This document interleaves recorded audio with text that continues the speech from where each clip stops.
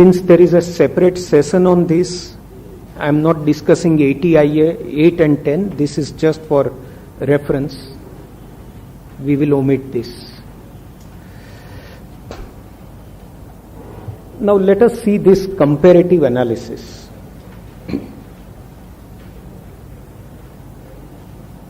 Now, related party transaction as per section 297 of the Companies Act 1956, where under the Companies Act, the current Companies Act, it is still relevant because the section dealing with related parties in the new Companies Act is not so far notified. Among the 98 sections, it is not so far notified. But it will be notified before March, it is learnt. So again, we will look at the new Companies Act and see. A director of the company, relative of the director, a firm in which such a director or relative is a partner, any other partner in such firm, a private company of which director is a member or director, and in section 80IA 10 on closely connected person, as it was discussed, there is no guidance. So the only small point is whether an SSC can take a related party under the Companies Act and say that it is a closely connected person.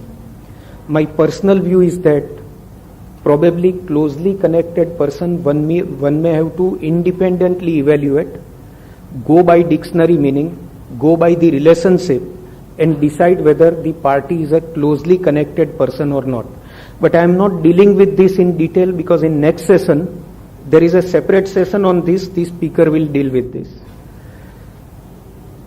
Now, between 40A2 and 80IA 10, some distinction is necessary to understand. In 40A2B, substantial interest is defined.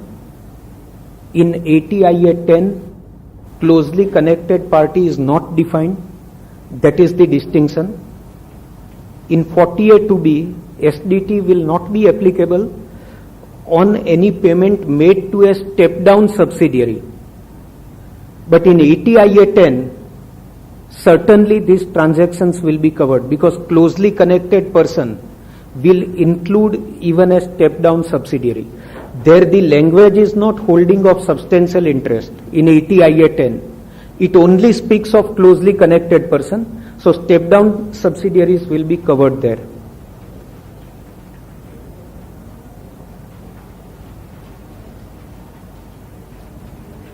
I think we will take a few case studies now.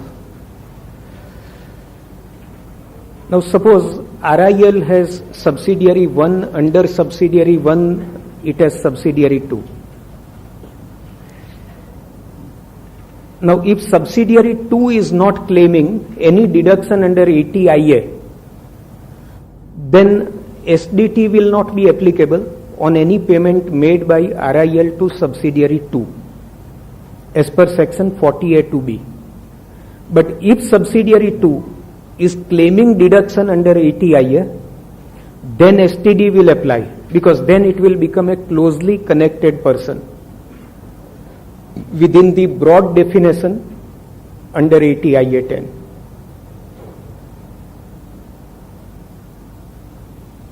Now again, it was discussed earlier, I endorse the view that you cannot have a specified method for a category of expenditure. But this is a list of methods which we generally apply. Generally, it is not watertight. Generally, interest paid is taken under CUP. Now again, several questions were discussed in this break. That suppose I take secured loan from a related party and pay interest. It is easy to benchmark and apply CUP because even banks have their rates of interest specified according to the credit rating of a particular borrower and the nature of industry. So it is possible to follow CUP. But in the case of a real estate, that is builder, developer or real estate dealer, where they borrow at 24% to 30% per annum rate of interest, unsecured loan, how to follow CUP and whether there will be any justification. Now, if you ask personally, according to me, see, you can't follow CUP, but there can be justification even if you have paid interest to a related party. See, you can't have a bank's quote. If you ask even Citibank, ICICI Bank or any private sector bank that for personal loan, what interest you are charging, it will be in the range of 18 to 19%, not about 20% at all. Now for unsecured loan, if this is the rate of interest charged by banks on personal loan, can you apply this rate to real estate industry where normally borrowing is done at 24% to 30% and where money is borrowed from a related party?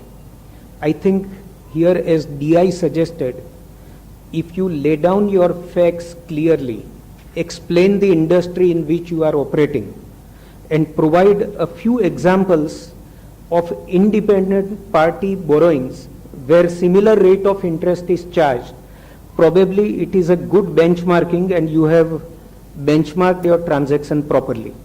So it is not necessary that all the time when you follow CUP only from public domain you should have a quotation or a benchmarking percentage. Guarantee commission, generally CUP, but of late in international transactions you have seen many tribunals have gone by the interest spread. It means if holding company has given guarantee for subsidiary, without that guarantee at what rate subsidiary would have got loan from bank, and with that guarantee at what rate bank has given loan. Suppose without guarantee it would have been 14%, with guarantee it is 12%, 2% is the spread. Tribunals have said then 1% guarantee commission should be charged. So either you follow CUP, obtain quotes for bank guarantee from banks or similar institutions providing full credit worthiness and details, or you follow the interest spread method. Now interest spread method is not accepted in all cases. They have gone in appeal and they have argued that CUP is the right method. But then this is the latest development. So there is another method which has developed informally, interest spread method. Purchase of products, generally CUP, if it is possible to compare the product turnover, the kind of industry, if you satisfy the other tests of comparability on FAR basis, then CUP is the right method. Higher charges. Now in leasing industry, again I am discussing this on a general basis. There is no watertight compartment that you have to follow a particular method for a particular expenditure. So for higher charges, generally various types of equipments are leased out. Now if you do not find a comparable equipment, comparable commodity for leasing, then probably TNMM could be a right method. Now TNMM everybody prefers, taxpayer as well as department, and both are using TNMM and twisting the tail according to their own convenience. It is possible because in TNMM you use PLI. Now what is PLI? They are generally profit level indicators in the form of formula. I'll just discuss one or two PLI methods and you can see how operating profit you can manipulate and compare.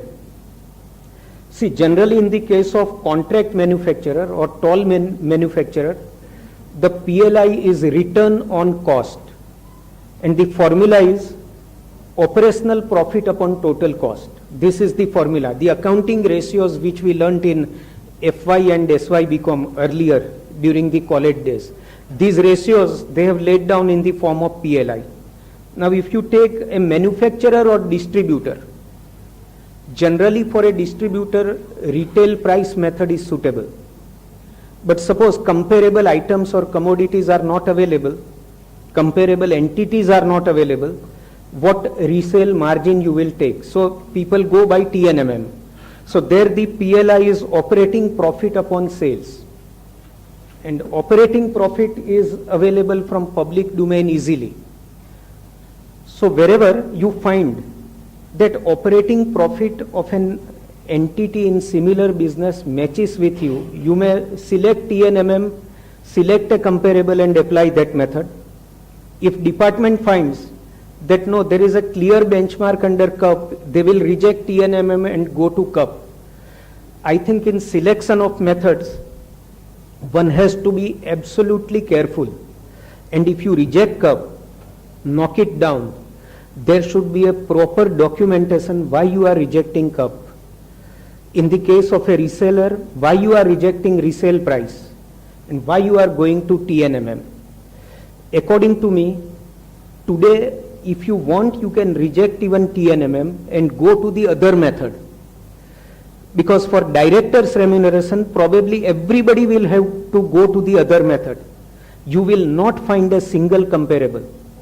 Even HR study, your own internal study, your economic analysis, contribution of director to the development of business, development of company, development of various policies, document all these and justify 5 crores, 10 crores, 15 crore remuneration that is paid to a managing director. That would be the right method. You will not find comparable. Of course, you can use as standby even the limits under the Companies Act. Particularly loss-making companies, they are allowed to pay remuneration up to a certain limit. But there are many companies, loss-making companies, whose volume is huge and they will not be able to even pay remuneration as per the Companies Act. They may have paid remuneration which is much higher than what is permissible to a loss-making company. In such cases, such an analysis and record only will help to justify that the remuneration paid to director is reasonable. Then rent charges, generally rent is comparable, so you can use CUP. IT assistance charges in information technology, generally TNMM is used, because in information technology the products are so varied and different in variety, they are not comparable at all. So CUP is not possible. Even if you use cost plus method, in information technology most of the officers have rejected even cost plus method. TNMM, they take general industry operating profit margin and they accept it. Now there are many information technology companies which are into the sale of routine software and rendering of routine services, where their profit margin is too low, whereas in other cases the profit margin is too high. So if you go by TNMM and take the average profit margin, it will become very difficult for those IT companies which are paying at a high rate for software to related parties. So there again, one may evaluate whether the other method suits you and you have other justifications to offer and reject even TNMM method. Now this other method is quite new. For the department to move out of the 5 methods and go to the other method, it will require a different kind of mindset, and probably, as they have learnt from us, the domestic firms of chartered accountants will have to make it a habit to use the other method wherever we are able to justify that none of the 5 methods is really suitable. Change their habit and mindset, probably it will be in our hands rather than in the hands of court. Because if we make beginning and go in appeal, courts will support us. Otherwise, we will be left within the cobweb of those 5 methods which we are applying. Now, one more issue which was not covered earlier, but which is relevant only for marginal cases. Now, take an example that a company has made payments to related party amounting to 4.5 crores of rupees. But if you take arm's length price, it comes to 5.25 crores. So whether this taxpayer is covered within the ambit of domestic transfer pricing. So here if you go by the language, it talks of expenditure as per books, not expenditure as per fair market value or arm's length price. So here in this borderline case, it is not covered by domestic TP, even if the arm's length price of all these transactions put together exceed 5 crores. But this is relevant only for borderline cases. Suppose I have made payment of 10 crores, I will not be able to record it in books at 4.5 crores. That much adjustment one cannot do. But in borderline cases, by making little less payment and bringing it below 5 crore, one can fall out of the purview of domestic TP. Now this we have already discussed, but it is in the case of a case study. A has B and C as two subsidiaries. D is B's subsidiary and E is C's subsidiary. Transactions between A and B are covered, A and C are covered, but A and D are not covered, A and E are not covered, and by virtue of that line which was added in last budget, transactions between B and C will also be covered. We will have to report. Common subsidiaries of holding company.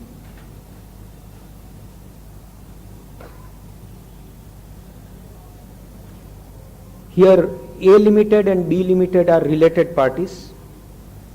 A Limited grants loan to B Limited at 18% per annum. Arm's length interest rate is arrived at after considering the tenure, repayment terms and other terms and conditions, and that is much lower than this 18% rate. So the question is, who is covered?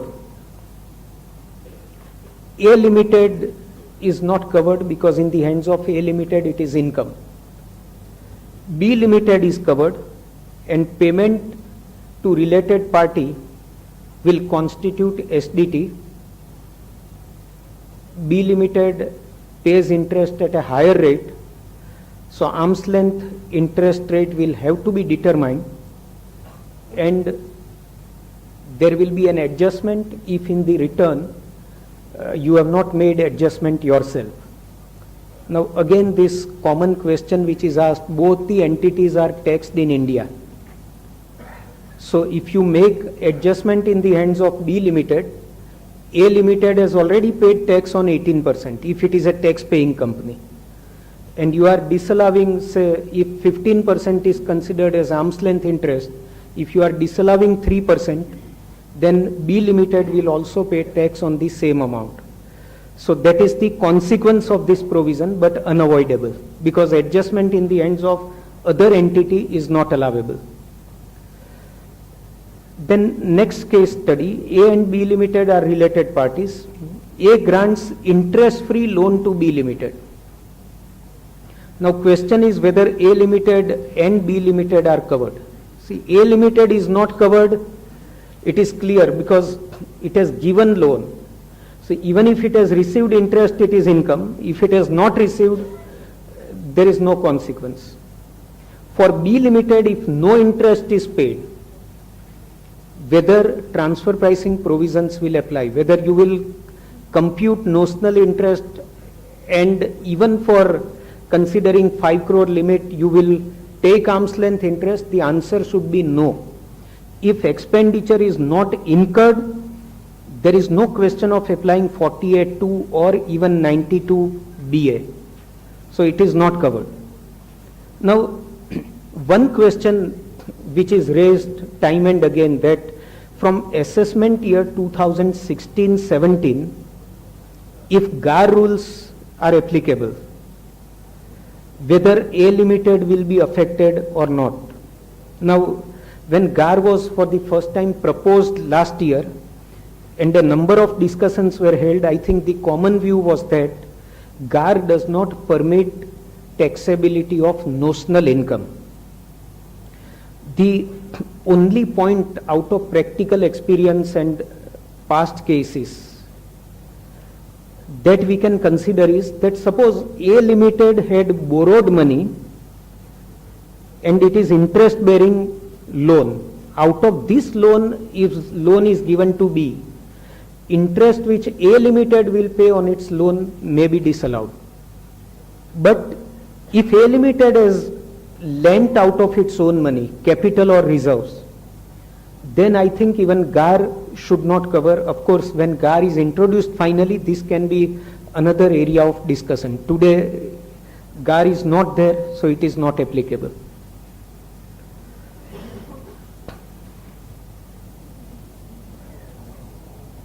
The next one, PQR Limited has 3 units, Unit A, B and C.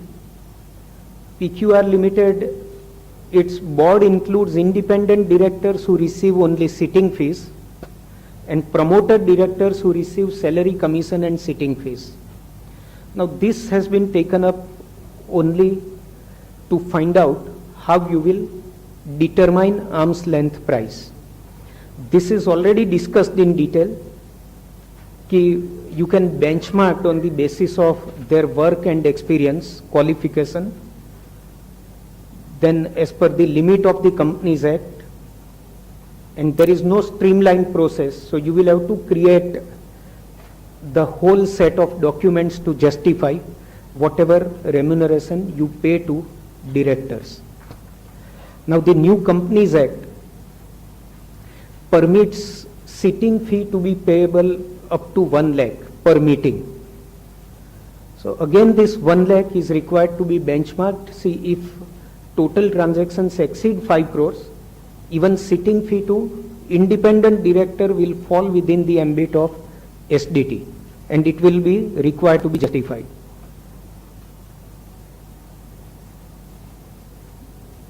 Again this aspect is covered, that domestic transfer pricing is not restricted to transactions between 2 residents. Generally, if there is a transaction between 2 non-residents or 1 resident and 1 non-resident, it would be covered under international transfer pricing.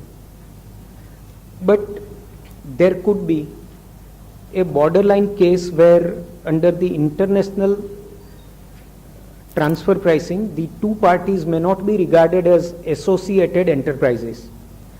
For example, if Indian company holds 22% equity shares of a foreign company, 22%.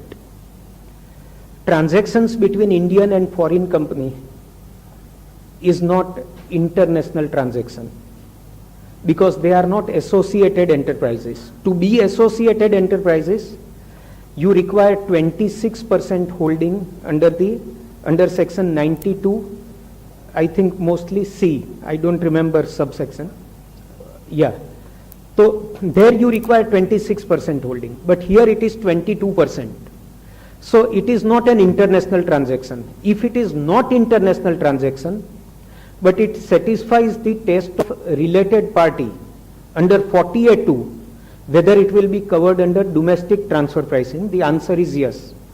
Because if you look at 92BA, it excludes only international transaction. It does not exclude transactions between a resident and non-resident.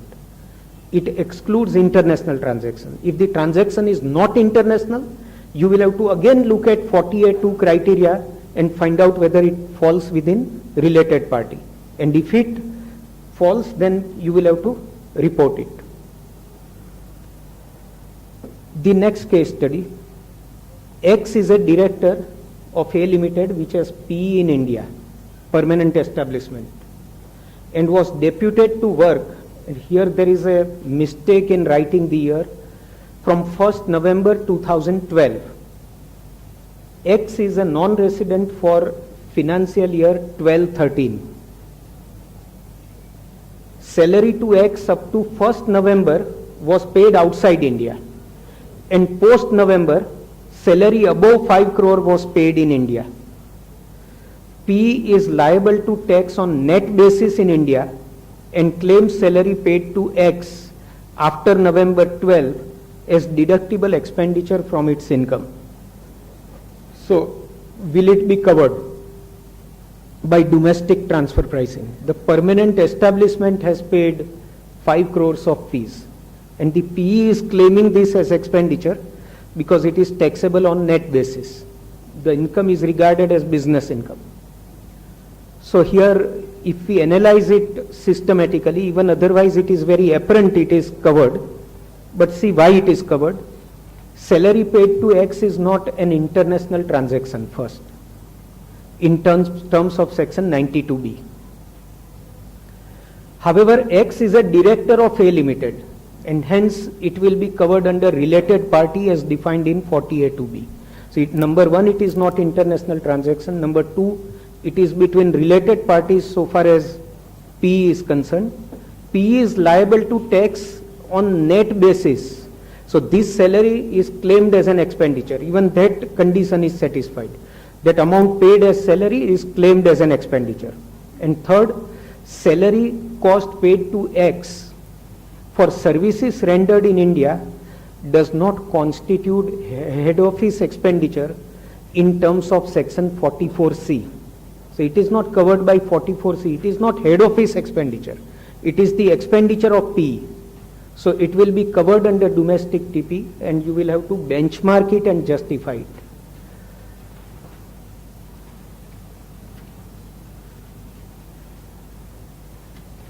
The next is HCO is an Indian company. A Limited is a foreign subsidiary, and B and C Limited are Indian subsidiaries of HCO. Now, HCO and both the subsidiaries are not entitled to any profit-linked tax holiday.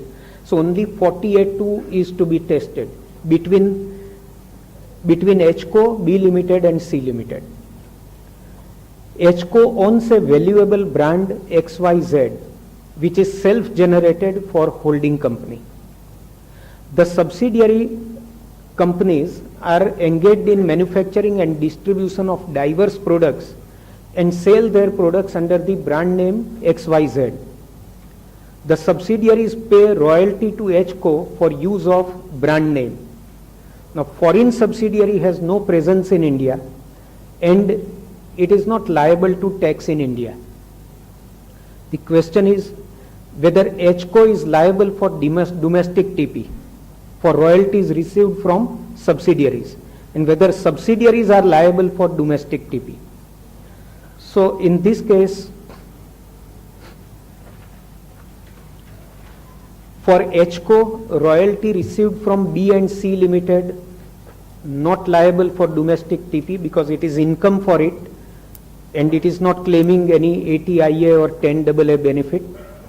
But for A Limited and B Limited, this will be expenditure, and it is paid to related party.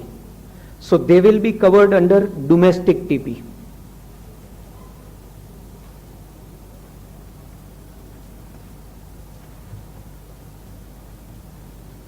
Now the question is, so far as royalty is received, see, we have answered questions related to domestic TP. So far as HCO is concerned, this royalty received from A Limited, whether it will be covered by domestic TP, international TP, it will be covered. Because again, it is its foreign subsidiary, the two are associated enterprises, so it will not be covered by domestic TP, but it will be covered by international TP. And last case study, PQRS are directors in company 1. They are shareholders of company 1, and they hold 15% each in company 1. And all of them are directors of company 2. They are shareholders of company 1, they are directors of company 2. Whether transactions between company 1 and company 2 are covered by domestic TP. They are covered or not? What do you feel?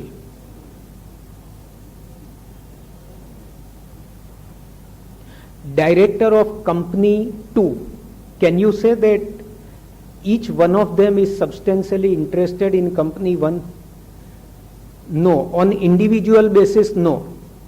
And therefore, domestic TP will not apply. If any one had 20% holding, domestic TP would have applied. So you don't have to take total of all this. You have to take individually, and individually they are not substantially interested. I think we can now have question answers. Yeah.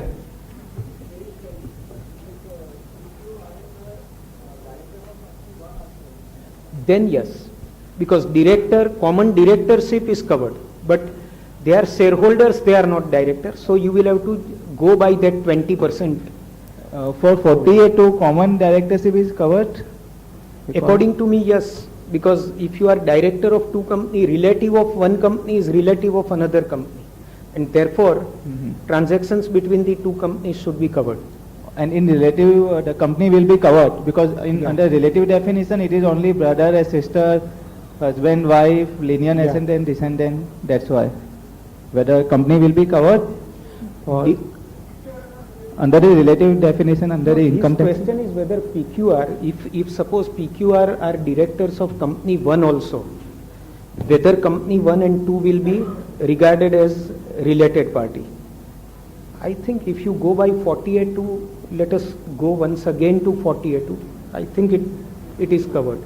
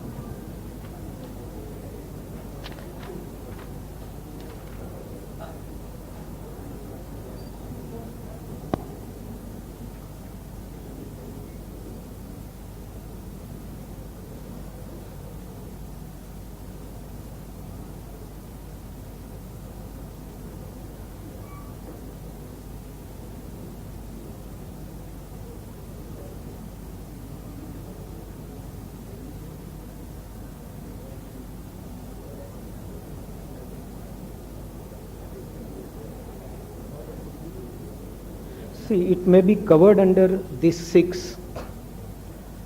Any person who carries on a business or profession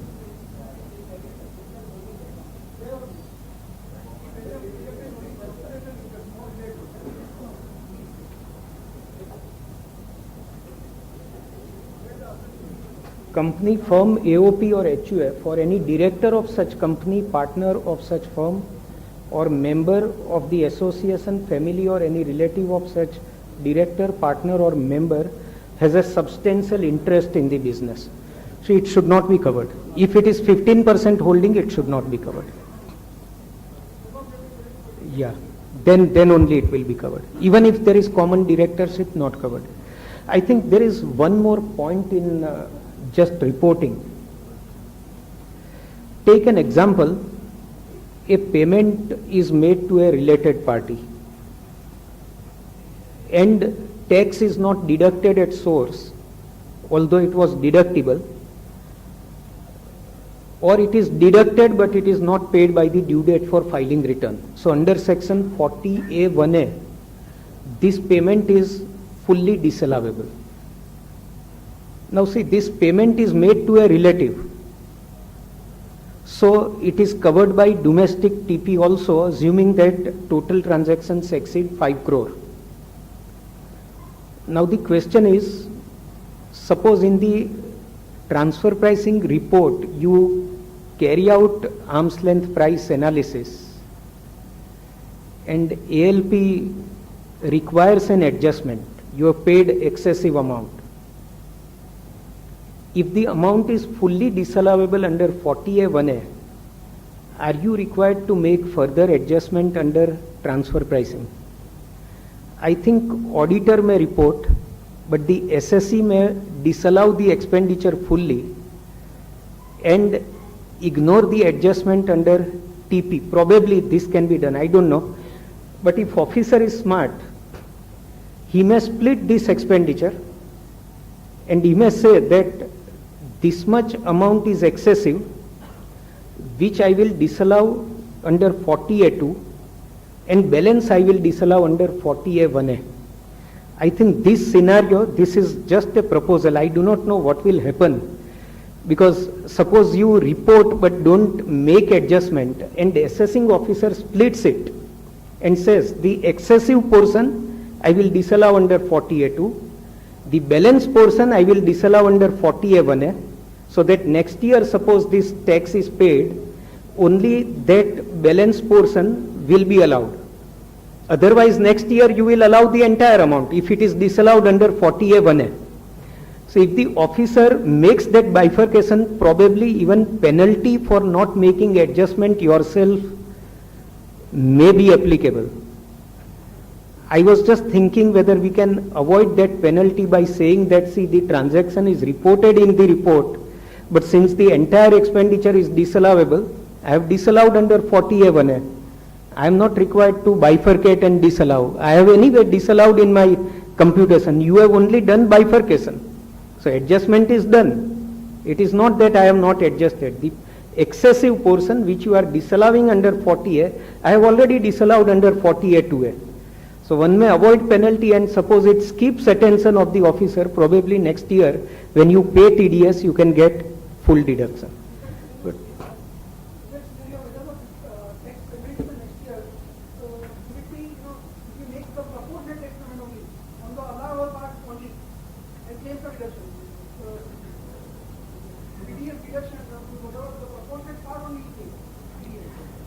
yeah, and then claim that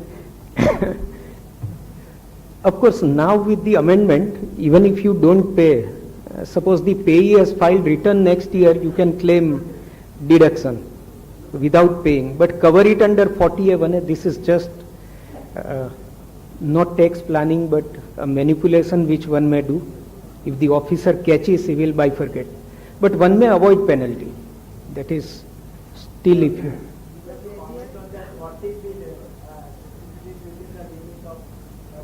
yeah, 40B, again somebody raised this question. I would like to just give background. 40B was introduced in the year 91-92 or 92-93 when the Prime Minister was Finance Minister. Now if you see that year's memorandum, he had mentioned from the floor of Parliament that once you pay remuneration and interest as per section 40B, the department will not invoke 40A2, but that was informal. Nothing is in writing in the section or any notification or circular. Now technically the question, suppose I pay 12% interest on capital to a partner. Can officer say that no, the bank has provided loan to the same firm at 10.5%, so I will take 10.5% as arm's length rate of interest and I will disallow 1.5%. Technically he can do if he is able to justify that no, arm's length price is 10.5%. Remuneration, again as was discussed in the first session, that if the officer is able to justify that the partner to whom you have paid remuneration as per 40B limit has not done that kind of work, and if you look at his qualification and contribution, the amount paid is excessive, theoretically he can invoke 40A2. Now the question is whether it should be reported in the transfer pricing report if you already have crossed 5 crores limit. I think it should be reported. It is a transaction between related parties and it should be reported because it is claimed as deduction. And then while determining arm's length price, if the auditor is satisfied that it is not excessive, he may give that kind of report. But it will be required to be reported.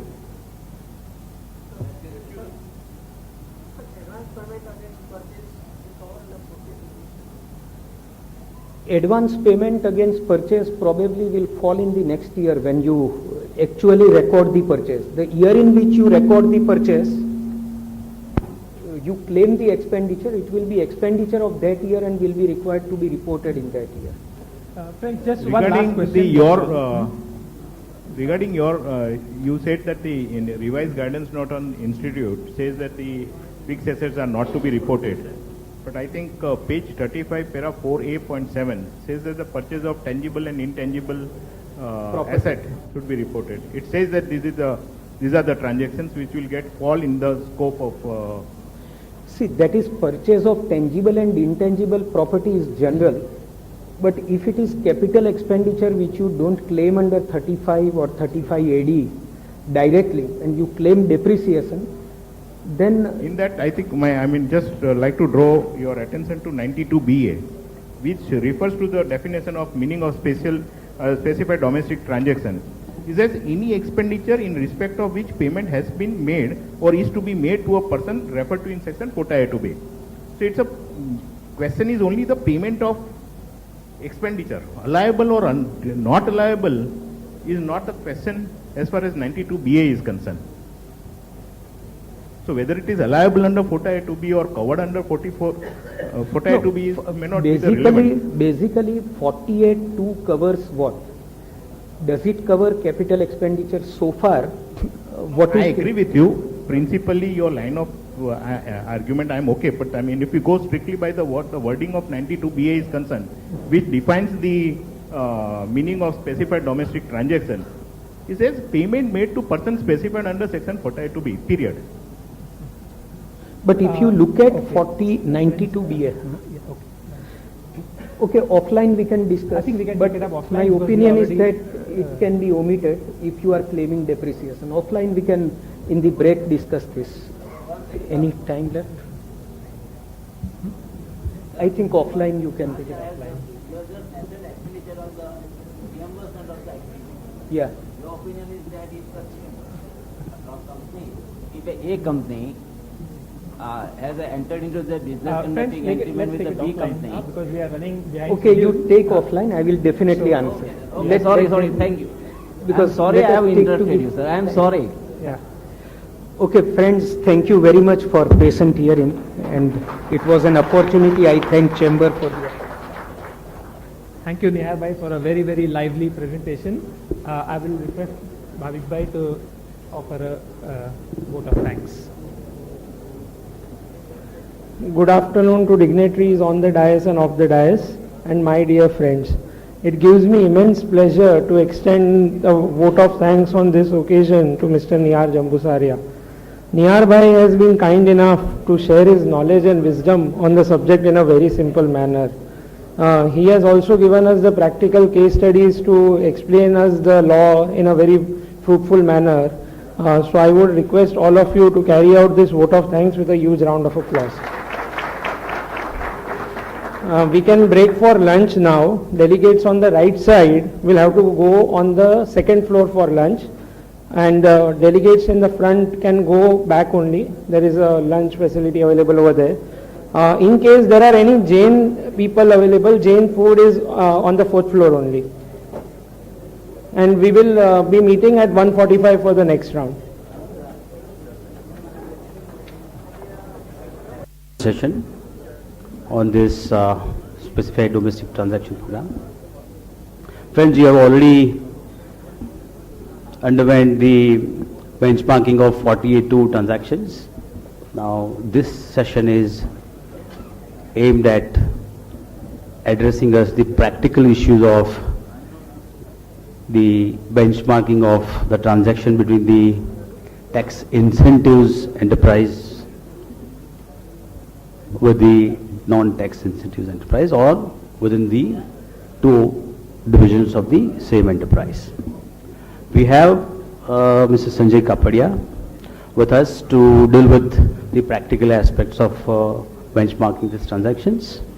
I have an honor to introduce Mr. Sanjay Kapadia.